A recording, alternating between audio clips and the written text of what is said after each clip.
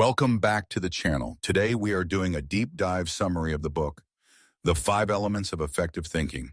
If my channel has helped you in any way, please subscribe, like, share, and press the bell icon so you're notified whenever a new video is uploaded. Before we jump into the first element, let's talk about the minds behind this masterpiece. The book is co-authored by Edward B. Berger and Michael Starbird. These aren't just your typical self-help gurus. They are award-winning professors of mathematics.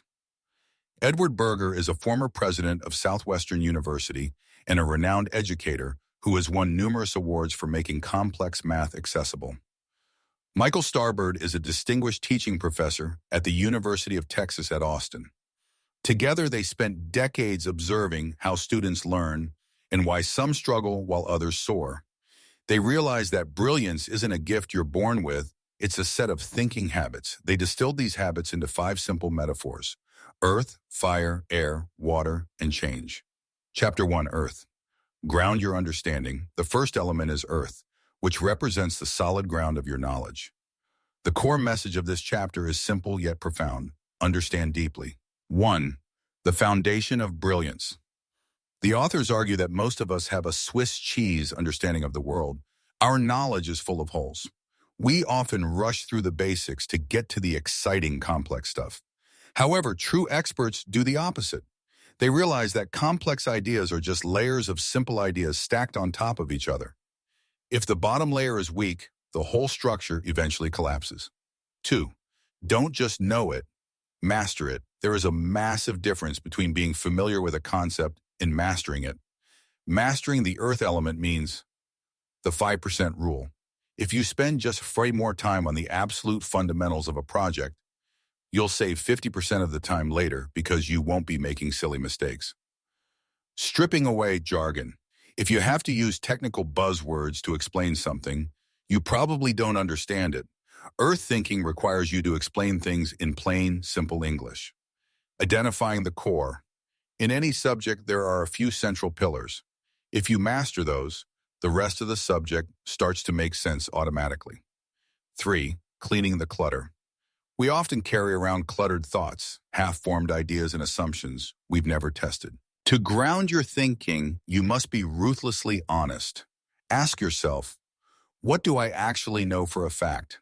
By clearing out the I think so and replacing it with I know why, you create a solid foundation for creative problem solving.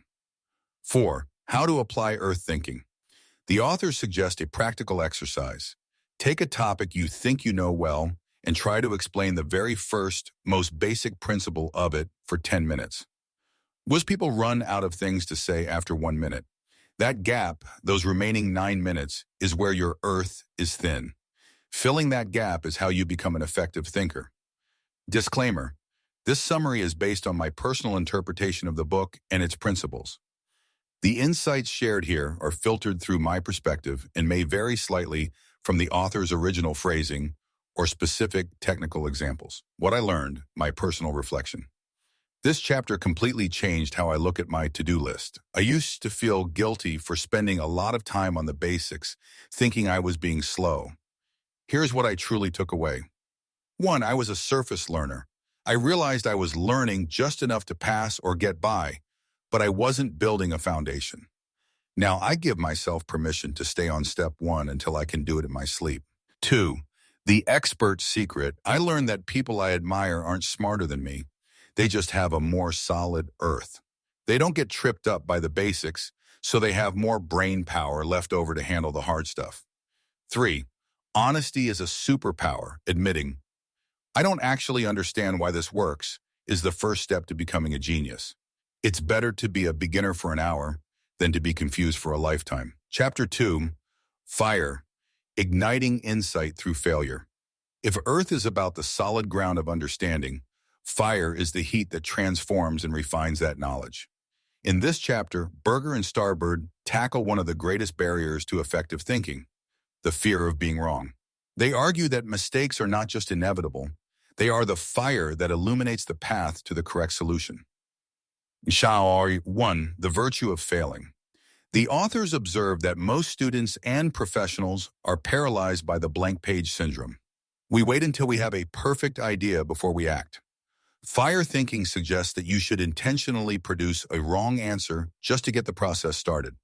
By making a mistake, you create something tangible that you can then analyze, poke holes in, and improve. 2. The right way to be wrong. Not all failures are equal. To use fire effectively, you must fail productively. Don't just fail and walk away. Look at the error and ask, why is this wrong, you see? And what specific part of this does work? Iterative refinement. View your first attempt as a draft. The heat of your karate burns away the incorrect parts, leaving behind the gold of a refined idea. Welcoming the oops. When you hit a snag, instead of getting frustrated, you should treat it as a flash of light. A mistake often points directly to a misunderstanding you didn't know you had. 3. Solving the hard problems. When faced with a seemingly impossible problem, the author suggests the lower the bar technique. If you can't solve the big problem, solve a smaller, wrong version of it. The insights you gain from solving that simpler, imperfect version will often give you the keys to unlock the main challenge. 4. The mid-course correction. Fire thinking is about movement. Just as a rocket is off course 90% of the time, but constantly correcting itself, effective thinkers use their errors as a guidance system. They don't aim for a straight line. They aim for a series of corrections that eventually lead to the bullseye. What I learned, my personal reflection. This chapter was a massive relief for me. I've always been a bit of a perfectionist, which usually leads to procrastination. My key takeaways were: 1. Permission to be terrible. I learned that my first attempt should be messy. Now, instead of staring at a blank screen, I tell myself, just make a mistake. Once I have a wrong version, the pressure is off and I can start fixing it. 2.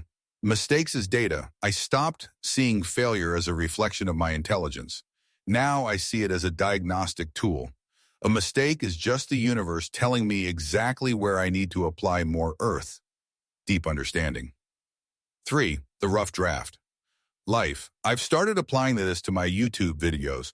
Instead of trying to script the perfect video in my head, I record a rough zero draft. The fire of editing that messy footage is where the real quality comes from. Chapter 3. Air. Creating questions out of thin air. If earth is your foundation and fire is your refinement, air is the atmosphere of inquiry that surrounds everything you do. In this chapter, Berger and Starbird argue that the most effective thinkers aren't those with the best answers, but those with the best questions. They use the metaphor of air because questions should be as constant and essential as the breath we take. 1. Become your own Socrates. The authors emphasize that we should never be passive recipients of information. To truly think is to constantly interrogate the world. Most of us stop asking why after childhood, but the air element requires us to reclaim that curiosity. By asking questions, you force your brain to engage with the material rather than just letting it wash over you. 2. The power of the simple question. Often we are afraid to ask simple questions because we don't want to appear ignorant. However, the authors point out that the most profound breakthroughs usually come from asking the most basic questions. What is the real problem we are trying to solve? What if the opposite were true? Why has it always been done this way? These thin air questions can dismantle long-held assumptions and open up entirely new avenues of thought. 3. Answer-focused versus question-focused. Society rewards us for having the right answers, but the authors argue this is a trap. If you only look for the answer, you only find what you were already looking for. If you focus on the questions, you explore the territory surrounding the problem, often finding better solutions that you didn't even know existed. 4. The questioning exercise. A practical tip from this chapter is to generate a list of questions before you start a task. If you are reading a book or attending a meeting, don't just take notes on what is said. Instead, write down 5 questions you want answered. This air creates a vacuum that naturally pulls the information into your mind and makes it stick. What I learned, my personal reflection. This chapter made me realize how often I go through life on autopilot. I realized that I was accepting things as they were simply because I hadn't bothered to ask if they could be different. My key takeaways were: 1. Questions are probes. I started viewing questions as probes. that I send into the darkness of what I don't know. The more probes I send out, the clearer the picture becomes. 2. It's okay to look stupid. I learned that the person who asks the dumb question in the room is often the one who ends up understanding the topic most deeply. Silence isn't wisdom, it's just hidden confusion. 3. Active engagement. Now, when I watch a video or read an article, I pause every few minutes and ask, what is the author not telling me? Or how does this connect to what I learned in the Earth chapter? This has made my learning much more active and excite Chapter 4, Water, Seeing the Flow of Ideas. In this chapter, Berger and Starbird use water to represent the continuous flow of thought. They argue that ideas are not isolated islands. They are part of a stream that comes from the past and flows into the future. To think effectively, you must understand where an idea began and where it is likely to go next. 1. Every idea has a pedigree. Nothing comes from nowhere. The authors explain that new ideas are almost always evolutions or combinations of old ones. By looking back at the history of a concept, you can see the logic that built it. Understanding the water behind a project or a theory helps you see the flaws or limitations that were baked into it at the start. 2. The power of iterative thinking. Just as a river carves a canyon over time, great ideas are refined through constant flow. You don't need a bolt of lightning moment.